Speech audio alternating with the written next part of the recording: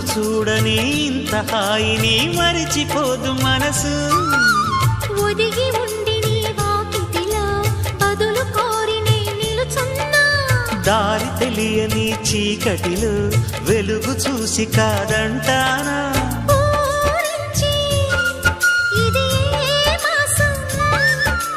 ప్రేమించే ప్రతి గుండెను అందెల సందడి చేసే హేమంతం ఇది. మన సొంతం అయినది. కిలకిల నవ్వే కోయిల కోసం వచ్చింది మధుమాసం.